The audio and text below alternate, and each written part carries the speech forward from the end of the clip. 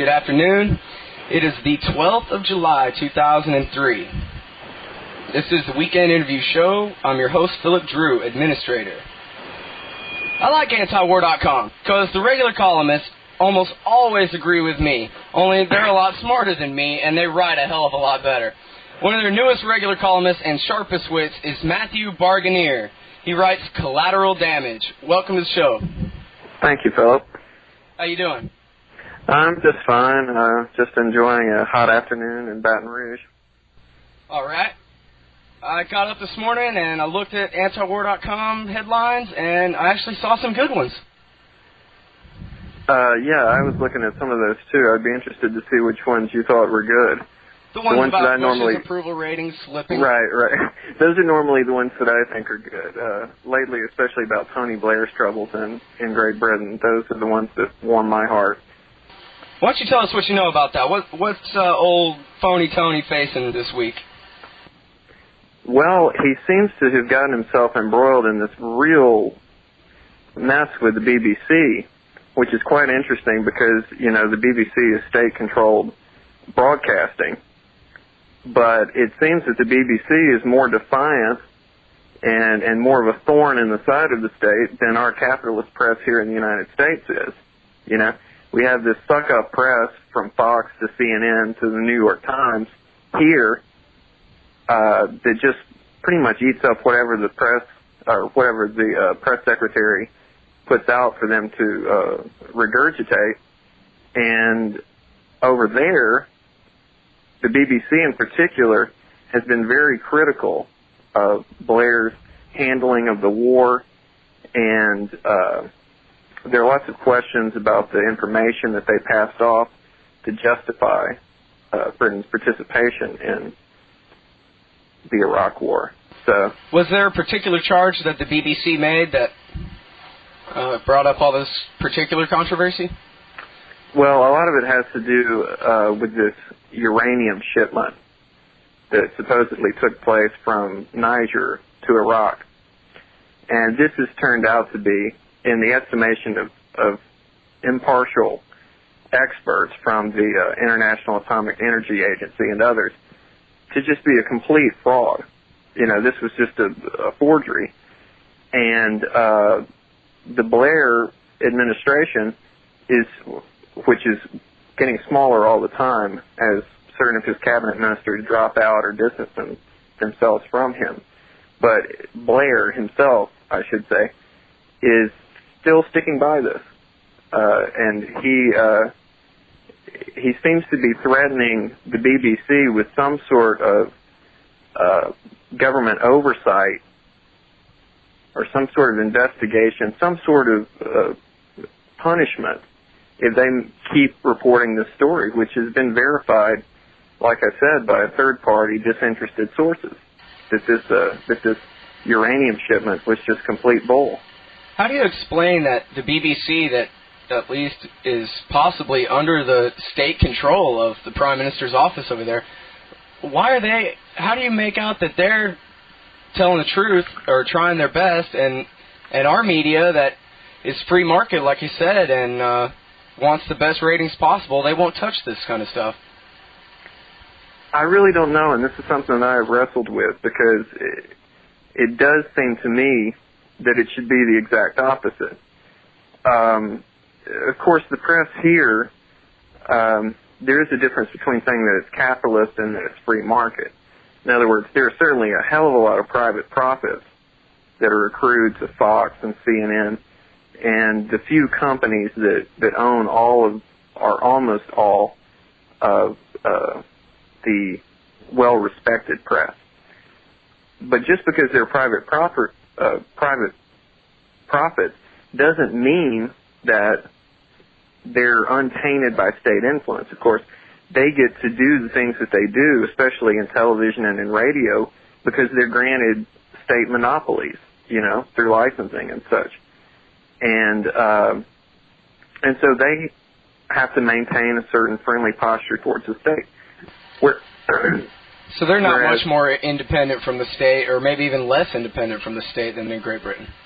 Right. Well, the BBC, you know, just since it's a fact of life that it's operated by the government, I guess they sort of think, what do they have to lose, right? They can get away with things to a certain point, then they might as well push it to that point. Whereas here, and also, they don't have to play as much for public popularity, which Fox obviously does, and CNN and MSNBC with all the flags waving on their little graphics that they show during their really sycophantic interviews with these people like, Clifford May is a particular annoyance to me from this Foundation for the Defense of Democracies. These guys who run all of these one-person foundations and think tanks so that there's something to put under their name when they appear on Fox. And, of course, they're allegedly private, but they're not really. These guys are all ex-government. Or some of them, like Richard Pearl, have one foot in both the think tanks and in government still. So when those are the sorts of people who are relied upon as experts by the free press in this country, it's no wonder that you get just more and more government propaganda. Yeah, I noticed very few links on antiwar.com lead to Fox News stories. I actually try to throw in a couple on mine. If I can find something on Fox, I throw in a lot of links to things that are just absolutely ridiculous. And so Fox is a rich source of that for me.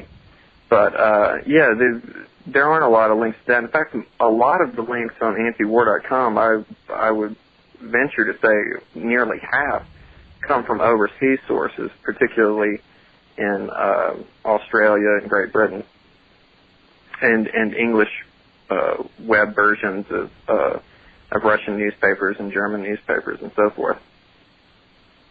And that's because the good information is in the Russian papers? It's not so much that you can act as if, the American press is so biased and it's so unbiased everywhere else. It's just more that, when Russian papers talk about the situation in Chechnya, for instance, they're going to be just as biased as Fox is when it talks about American interest or American activities in Iraq or Afghanistan, right? But when a Russian newspaper like Pravda talks about the American situation, they don't really have a particular interest at stake. So they don't have to play the story one way or the other. It's not exactly that you're getting the unfiltered God's truth or anything. It's just that they don't have some sort of personal stake in manipulating the facts, right? Sure. They rely for their information.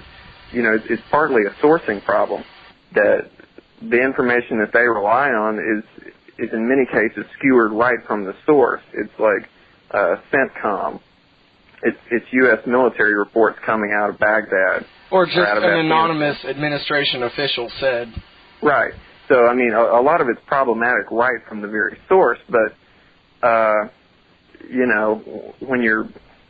when you're comparing fake apples versus fake oranges, there still might be some sort of value in getting a disinterested opinion on the difference between the two.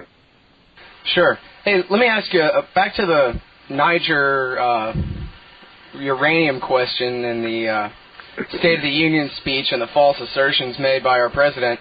All this week, I guess especially in the last couple of days as the heat's been turned up, the administration, I guess especially yesterday, the president and his national security advisor, Condoleezza Rice, and others put the blame solely on the shoulders of the CIA and said that the CIA failed to warn them that that particular statement in the State of the Union wasn't true and that it's all their fault. Yeah, that's one of the wonderful things about the so-called separation of powers in this country. There really isn't any separation of powers. As Bush has shown, he can declare war unilaterally. He can do all of these things that really Congress is supposed to do. And, of course, the federal courts do all sorts of things that Congress and the state legislatures are supposed to do. But when it comes time to hand out blame, you have this enormous bureaucracy where you can say, oh, I got bad information from them. It's their fault.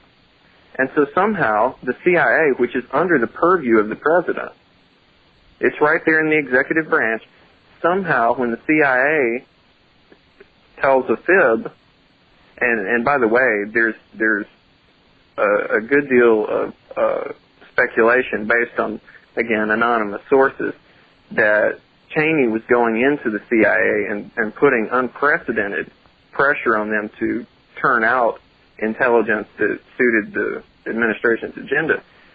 But, you know, it works out fine for them that they can just say, well, it's the CIA's fault. And no one will think, well, who's in charge of the CIA? When you get right down to it, it's, of course, the president. Well, and what's funny to me is that the Democrats who are campaigning for president, they're coming out and being very critical of the CIA as well. They're not blaming... Joe Lieberman came out and also blamed George Tenet and anybody below him, but definitely nobody above. Yeah, well, Lieberman you have to watch out for, because Lieberman could possibly, out of the whole field of Democratic candidates, and I'll go ahead and include Hillary in this, since she's a shadow candidate for 2004, Lieberman and Hillary are the two who could possibly be even more belligerent than Bush. But a lot of this plays with Democratic Party circles because there's sort of this automatic hatred of the CIA. And I'm certainly not saying that that's unfounded. But it's easy for a politician to manipulate the feelings of liberals just by saying, oh, it's the CIA's fault. You wrote a column, your Collateral Damage column on antiwar.com called No Weapons of Mass Destruction? Fabulous, but still besides the point. So what is the point, then, if weapons of mass destruction isn't it? Well, the weapons of mass destruction do have, you know, whether or not they're found, does have enormous practical political significance, as we're seeing. If they can't turn up anything in Iraq, then this is going to be a real headache for them, at least for a while, until the primaries start up next year and the public's attention moves on. But it's very important. The WMDs were very important in their framing of a justification. And so if they were outright lying about it, of course, that's critical information to know, and that should lead to serious consequences, both for Blair and for Bush. But whether or not Iraq had WMDs is irrelevant when you start to ask what would have justified a war against Iraq. The fact that they have WMDs is simply not going to cut it. Lots of countries have weapons of mass destruction. And in fact, the term is sort of nebulous anyway. You can call anything you want to weapons of mass destruction. Well, I thought it meant particularly chemical, biological, or nuclear weapons, right? Right, but what constitutes chemical, biological, and nuclear weapons? Right now we're finding out that it doesn't even matter if you actually have those. What the British are doing right now is saying, if you can find documents that say that anyone even thought about having those, then you have a weapons of mass destruction program. Oh, a program. Right. That's funny how you can just throw one more word in there and qualify everything that you said for the past year and a half. Right. To justify war. But in that article, my real point was, if they had weapons of mass destruction, that still doesn't make them a threat to the U.S., still didn't make them a threat to Great Britain, didn't make them a threat to anyone except possibly Israel. And Israel has a massive army that they have gotten right off the boat from the United States, already assembled. And so, are we going to war for Israel's interest, or should we let Israel take care of themselves? I mean, I assume that's what that $3 billion a year that we send them is for. Did you read Raimondo's column the other day where he wrote about that perhaps the forged documents about the uranium from Niger actually might have come from Ariel Sharon's office? Right. Well, it does seem that if you're just looking for who would have had a reason to put that out there, Israel would definitely have the greatest interest in doing that. I'm not sure I don't recall if he had any sort of substantiation for that, but at any rate, yeah, it's certainly a plausible possibility. Is it your position that Israel is really what this war was about, and not weapons of mass destruction at all? Israel is one thing. A lot of it just has to do, particularly for our president, with this certain sort of complex that he has that's really shown itself since the war came to its combat conclusion, or what he called its combat conclusion. When he announced that on May Day, you mean? Right. In that he's had this sort of confusion since then. You know, the president is not an introspective man. He's not a reflective man.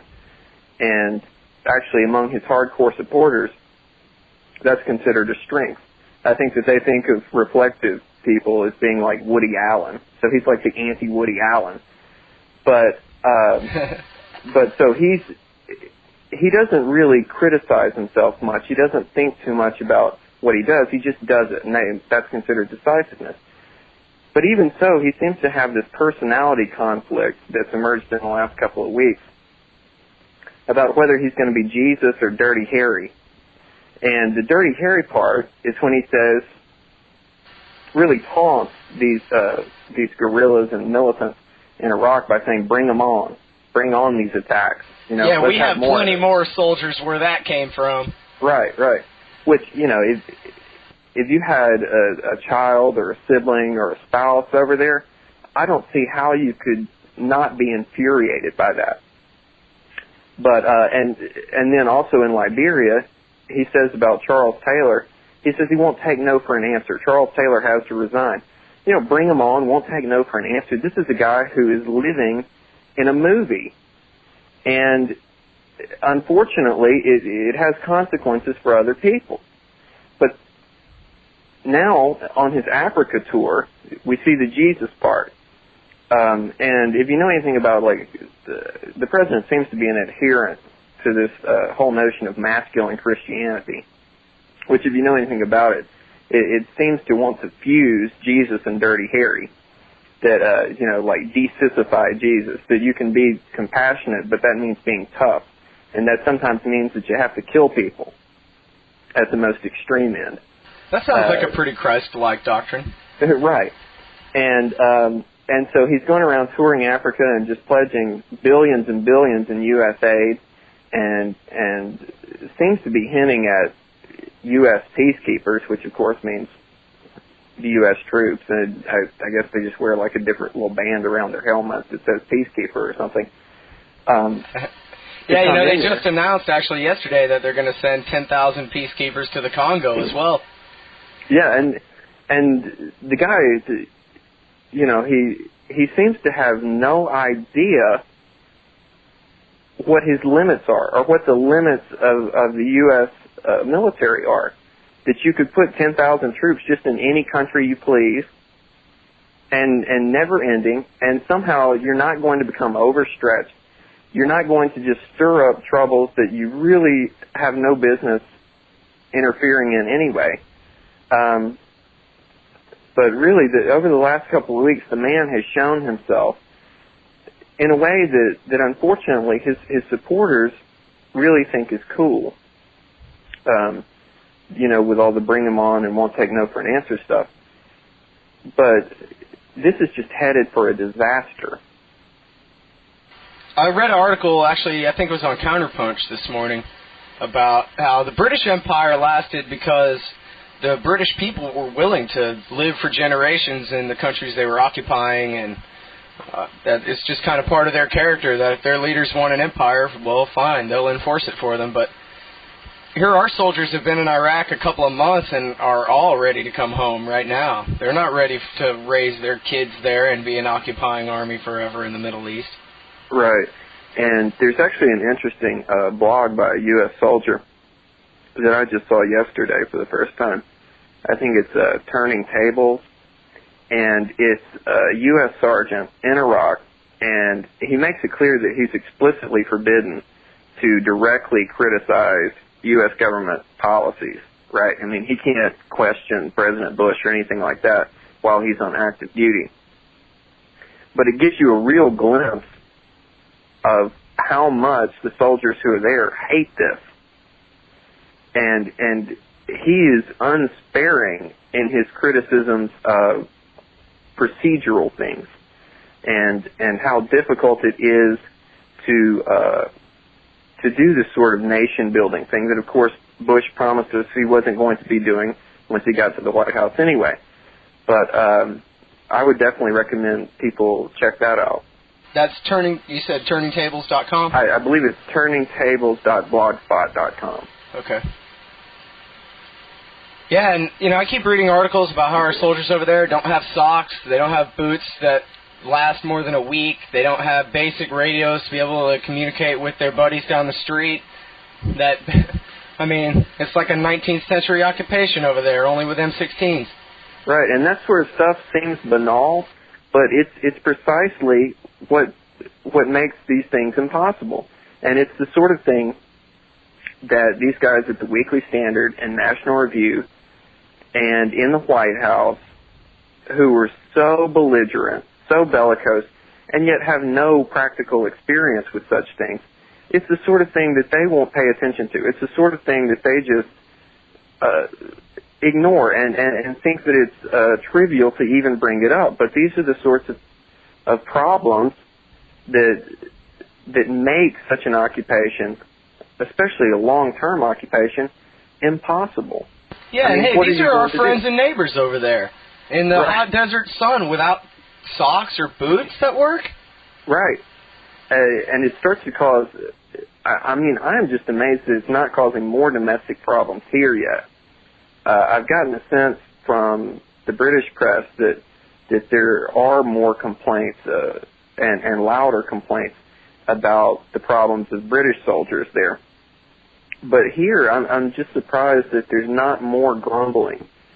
Or maybe there is, and it's just not being picked up on by the nightly news. But, yeah, it starts to cause domestic problems if it goes on too long. But even if it doesn't, even if we never hear about those domestic problems, it's causing problems over there right now. The Iraqi people quite obviously resent this presence of these aliens who come in and take up all their arms, or try to, can't restore the basic services that make life bearable, especially in a desert. And so as they lose sympathy for the soldiers lose whatever sympathy they might have had for the civilians they're occupying, and you're only going to see this sort of guerrilla activity worsen. You're going to see certain segments of the population there which probably might have even greeted the U.S. soldiers as liberators. You're going to see them become radicalized. And it's going to be, I don't want to draw too much of overdraw a historical analogy, but it will be the way that Ho Chi Minh and company looked at the U.S. In World War II, they looked at the U.S. As a benign, helping influence, but they were radicalized when the U.S. decided that it wasn't going to just leave them be, and that in fact it was going to intervene to reestablish something that they had tried the whole war to get rid of with U.S. support. And it's amazing that after all this time, I guess all of these puppets like Halabi have just fallen to the wayside. They have just proven completely inept, or else the Iraqi people have demonstrated that they don't want them there. It's just amazing that after this long, the U.S. government still has nothing to fill the void that it's created. Did they even have a plan for the occupation and how it was going to be? And if they didn't have a plan, why not? I haven't read anything that indicated that they did, and we're starting to see more things lately that flat out say they had no such plan, which is quite typical of, again, these sorts of people who have no practical experience at such things, no practical experience at anything, really. If you look at George W. Bush, at business or at military things or anything that might help right now in reconstructing Iraq or creating a peaceful situation there so that the troops can leave. It's just go do it, shoot first, and then expect roads and 747s, at the Iraqi airport, at the Baghdad airport. We have all these reports of U.S. troops not just stealing candy and cigarettes and magazines and stuff, but actually going out just for fun, ripping up the airplanes and shooting them. And that somehow you can do that, and then magically, once you've won the war, all of those things will be repaired. And it's just a matter of finding a friendly regime to come in, which all the people, of course, will love. And then you just, you go and you set up, I assume that part of the plan, at least for the really big thinkers in the administration like Wolfowitz and Pearl, is to have a permanent military presence in Iraq. Not as outright occupiers, I don't think, but as, in the same way that we have bases in Italy and Germany and Japan. So I was going to ask you if they believe their own BS, but perhaps maybe you're saying that Wolfowitz and Pearl and people like that, they really prefer it this way, that they really would rather have American bases in that area for years to come. Yeah, I think that it seems to be a perfect strategic location. That from there you could monitor both what goes on to the east in Iran and in Afghanistan and Pakistan and so forth, but also back to the west you could protect Israel.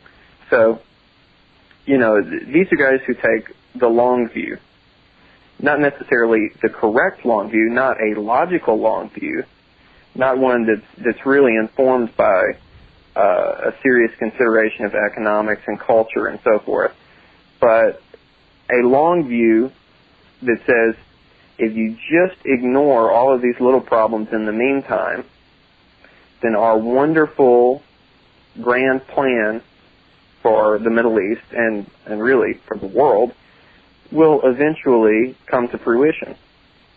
And then everyone will be happy. Well, and for the record, they lied to our troops and told them we're going to go in there and get Saddam and get out and you'll be home by the middle of summer, right? Oh, of course. I mean, they've been lying to everyone. They've lied to the troops. They've lied to the American people. They've lied to the Iraqis. They've lied to each other. I mean, that's one of the funniest things about these scandals, about these the dossier in Great Britain, and in Bush's speech. Now we're starting to get into this Clintonian word parsing, where one of the original defenses, and I only saw this in one article, but it's so telling. The defense of that statement about the uranium going to Iraq was that they didn't say that they knew that uranium had gone to Iraq from Niger, but that the British knew it, or that the British had a report, right? I mean, this is... I heard NPR repeating that line yesterday on the afternoon news. Yeah. That just says so much. That's the sort of little detail that really probably won't get played up that much. But it seems that they were consciously providing plausible deniability later, When you mentioned the dossier, you're talking about the graduate students report that was posing as an MI6 study? Right. Well, not just that, but they had just catched things from all sorts of sources and acted as if, from old U.S. military reports and so forth, and acted as if it was something that they had seen with their own eyes, that they had their own intelligence information on. So, yeah, they've been lying to each other. It's almost hilarious if it wasn't so tragic. Right. I wonder, hey, if we tried, do you think we could go through and, off the top of our heads, see if we can list all the lies that they told, say, in the last year as the run-up for this war? I don't think that we have enough time. And also, I think that what the president's defenders constantly say, I spend an enormous amount of time looking at the organs of Bush propaganda. The main ones being, of course, Fox News. On the website, I just cannot stand to watch and listen to it. But so I check out their website daily, and Weekly Standard, and National Review, and Free Republic, and so forth. And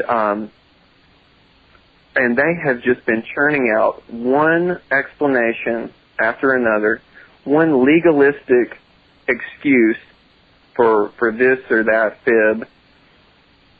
It is just, these are the people who were so critical of Bill Clinton, and rightly so, over things that, in retrospect, seem very minor. Most of the things. Of course, these were the same people who supported Clinton's wars on Yugoslavia and bombings in Sudan and Afghanistan. Right, I was going to say, they supported all the worst things he did. Right, they only attacked him for the minor stuff. Right. And of course, they were basically complicit in things like Waco. They certainly, they knew that appealed to their base, so they played it up a little bit. But yeah, they put Arlen Specter, the originator of the magic bullet theory, in charge of the hearings in the Senate. Oh, right. I mean, they totally, that one was doomed by design, the investigation into Waco and into other Clinton abuses of police power. But they were so good at going through all of these little minute statements that Clinton had made and talking about how, how it wasn't true, or even if it was true, how it wasn't the whole truth. And now they have just turned into this nonstop Johnny Cochran for the administration.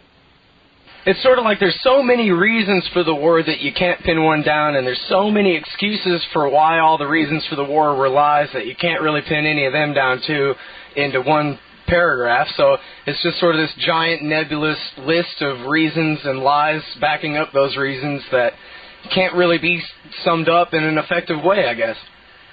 Oh yeah, and it's interesting to me that one of the things that they've seized on lately is the looting story.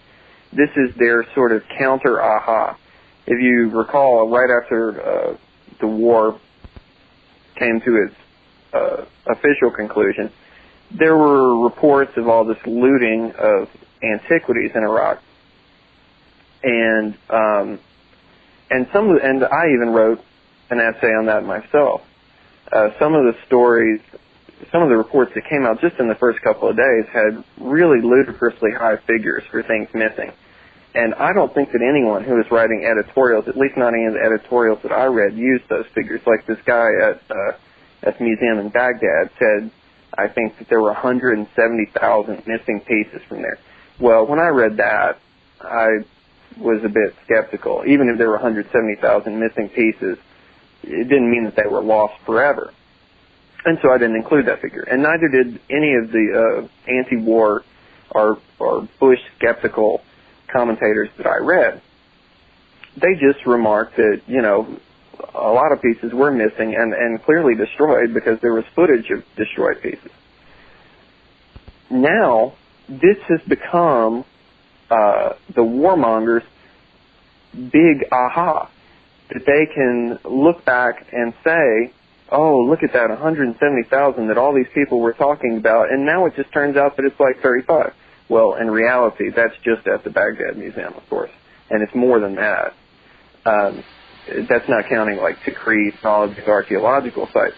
But it is funny that this is their version of catching their enemies in a lie. And they really haven't. It just shows how deep they're trying to grasp. I mean, when everything that they said leading up to it was a lie. I mean, they show these pictures over and over again of the Saddam Hussein statue falling down, and it turns out that it was our troops pulling it down, and there wasn't a single citizen of Baghdad anywhere in sight. It was only foreigners that we had just imported. Right. And, it's... they try at all costs, and understandably so, to cover up what they have said before, and to find ex post facto justifications that had nothing to do with what they originally claimed were reasons for invading Iraq. And I don't know, it's just very typical of their approach to things. Now, when you say there, who exactly are we talking about? Beyond just the administration or beyond that? Actually, I was kind of continuing on the line of thought about the right-wing journalist at National Review and Weekly Standard primarily, and Fox News. Right. And actually, that makes me wonder about the neoliberals, because there were a lot of people besides, this set of neocons that really antiwar.com describes better than anybody else. Besides them, there's pretty much the entire foreign policy establishment of this country was behind this war, weren't they? The New Republic would be a great example of that. And I have to check up on them, unfortunately, so that my readers don't have to. They're dull as dirt. At least in National Review, you can get an occasional interesting or humorous piece, but the New Republic almost seems as if it's made to be esoteric, so that no one will read it.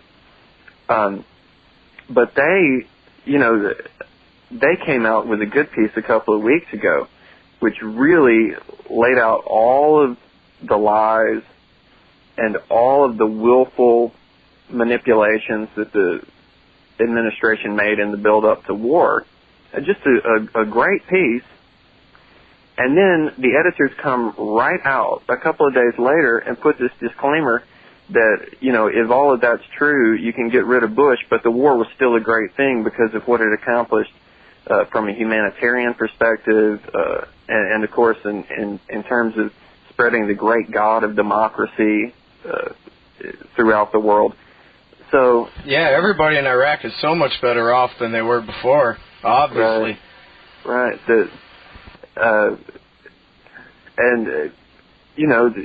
It's amazing, really, when you get to foreign policy, these people who are supposed to be at each other's throats, like the New Republic and National Review, the liberals versus the conservatives, there's so much unanimity. You would really have a difficult time discovering any difference on foreign policy. Oh, well, one wants to take over the world by way of the United Nations, and the other wants to take over the world by way of NATO. Right. The differences do seem to be procedural or technical. There's certainly no fundamental philosophical difference. Mr. Barganier, I have a problem here. I was reading antiwar.com yesterday, and I found this very interesting headline, and I clicked on it, and it turns out that I agree with Gary Bauer. Gary Bauer apparently had a meeting with the government over there in Israel, and he came out and he said that the United States has no business telling the Israeli government what to do in terms of their policy in dealing with the Palestinians. And while I'm nowhere near Gary Bauer on really anything else, or even what I would like to see the Israeli government do with their newfound freedom from our control of their policy, I can't help but agree with him that we really shouldn't be telling Israel or the Palestinians what to do. Oh, absolutely. I agree with him, too. Except that this becomes one of those, well, what's the whole statement issues? What did he really mean by that? Well, what he really meant was he wants Israel to be able to kill anybody they want and never be criticized. Right. He wants U.S. money to keep going to Israel, and I'm sure that he would prefer it in much larger stacks of bills. But just don't tell them what to do. It's that they are God's chosen people, And so it's up to the U.S. taxpayers to make that a reality, to make their chosenness manifest. But don't tell them what to do. So, yeah, I love these guys. These guys can turn on a dime, can't they? They can be non-interventionist when it suits the purposes of Israel. But again, when you look at the whole story, they still want intervention. They just want it with no strings attached. Hey everybody, we're listening to an interview with Matt Barganier. He writes Collateral Damage on antiwar.com. You wrote a column, I guess 2 or 3 weeks ago, called "We're All Israelis Now, Except for the Palestinians." So, yes, I did. Is that all of us? Well, if you listen to certain people in this country, you would think so. I mean, that phrase has become quite common. When I go through and write my pieces, I try to link as much stuff as I can so that people know that I'm not just, they know what's mine and they know what I've culled from other sources. And if you Google that phrase, you get quite a few returns on it. The "We're All Israelis Now" thing started after September 11th. The notion being that the Israelis are so used to facing terrorist attacks, and now we have some idea of what that's like. Granted, it was like years and years of terrorist attacks all rolled up into one and delivered at once. But still, that somehow this imbued us with some sort of kinship to the Israelis, or rather made us understand the kinship that was always there. It's an interesting notion how anyone from one country, perhaps this is just semantics, but it has some significance when you start talking about national sovereignty, how anyone from one country can be from another country. No one would ever say we're all Canadians now. It's understood that even though the U.S. and Canada are right next door to each other and, in fact, quite alike, and it's difficult to distinguish a Canadian from an American, that the U.S. and Canada do, in fact, have separate interests. Sure, and I think the average Canadian is probably scared that the catchphrase around there is becoming "We're all Americans now." Right. But somehow this country, half a world away, which is quite different from our own, which doesn't make it bad or anything, but it is different. It's a theocracy, even though by local standards it's fairly liberal. It's a country that is, although not totally segregationist or racially exclusive, it is in great part that, and somehow, and of course it's much more socialist than the United States is, but somehow we're supposed to believe that our lives and interests and concerns and our political aims, insofar as there are any collective political aims that are legitimate, are exactly identical with theirs. And it's just, it doesn't really withstand much scrutiny. A Republican voter said to me just the other day that, hey, Saddam Hussein, he funded terrorists. And I said, well, but the Al-Qaeda base in Iraq was in the north, the area that we and the Kurds already control. He said, no, he sends money to the families of suicide bombers. And I said, but man, those are suicide bombers in Israel, which isn't a state in the Union, and that we have no obligation to protect. Hamas and Hezbollah don't blow up themselves in subways or in pizza parlors or movie theaters in America. They never have. Right. And of course, if one wants to sympathize with Israel, that's perfectly fine. If you want to send your own money over there, write an editorial, whatever. But it's just ridiculous to act as if U.S. taxpayers and U.S. soldiers have some, and ultimately U.S. civilians, because they're the ones who catch the brunt of all this blowback, from the U.S. support of Israel, as if all of these people have some sort of duty to this foreign country. You know, I mean, Ann Coulter wants to go around screaming treason, and David Horowitz wants to go around screaming treason all the time. Somebody should be screaming treason about this, the U.S. policy towards Israel. You know, I think it was in your column, your link on the words, "We're all Israelis now," was to an editorial on the page of the Ayn Rand Institute.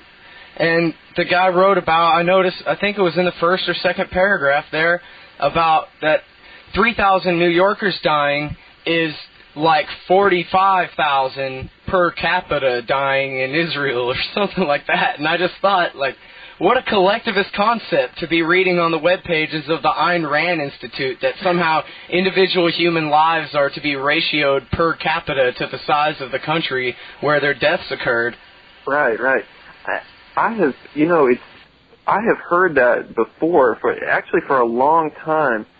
Certain Israel sympathizers, every time that there was a bombing in Israel, they did the per capita equivalence, that, you know, there's something like 5 million Israelis and 300 million people in the U.S., and so thus, you know, if 4 people died in a bombing in Israel, it was the same thing as 240 people dying in a bombing in the United States.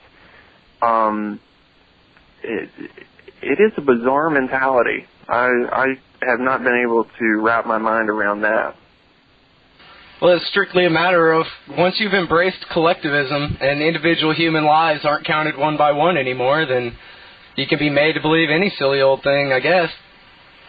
Yeah, and we're getting a great deal of silliness on Israel, especially now when the U.S.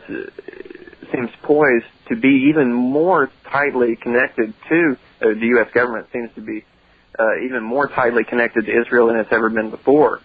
And, of course, there's a long back history there.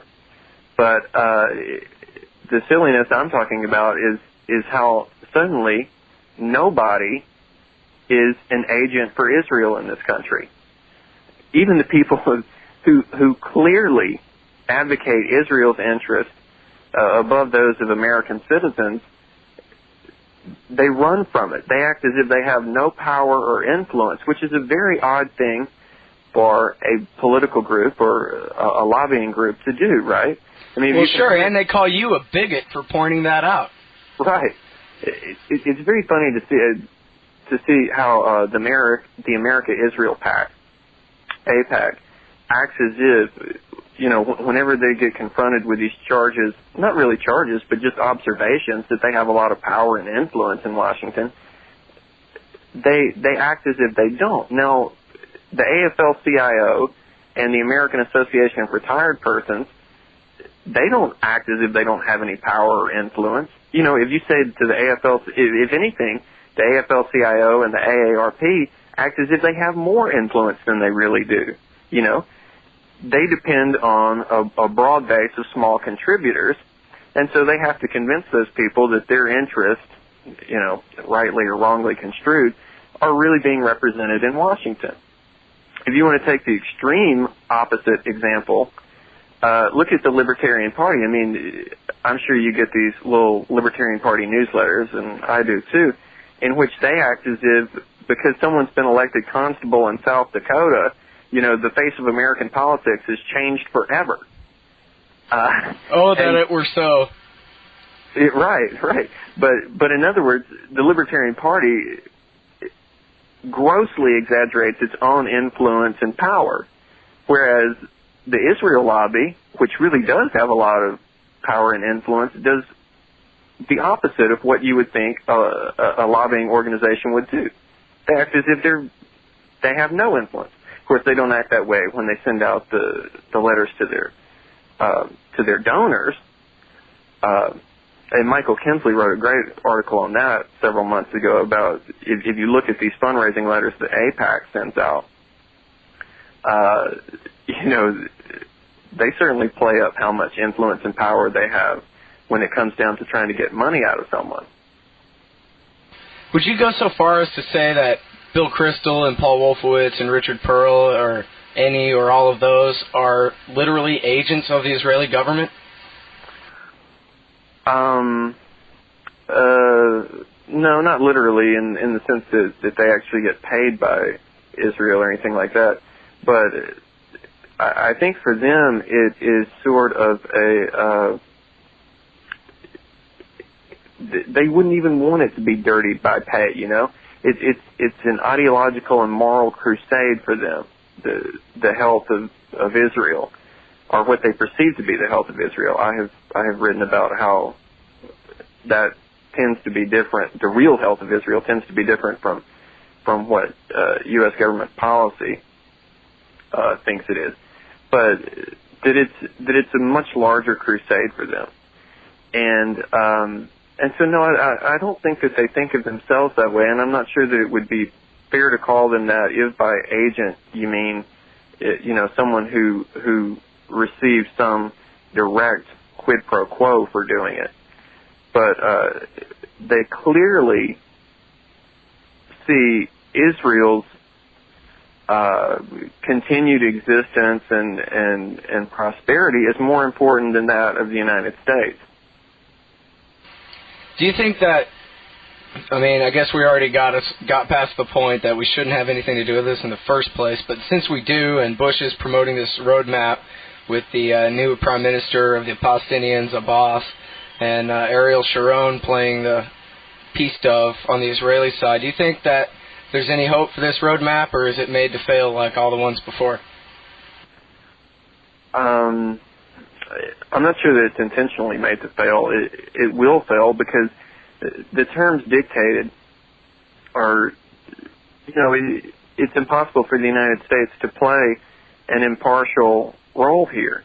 You cannot send one country $3 billion a year, and of course the U.S. sends money, a tiny trifle to the Palestinian Authority, which I don't want them to send it to them either. But when you're sending one country $3 billion a year, and then you send this little pittance of humanitarian aid to the country that needs humanitarian aid precisely because of the country you support,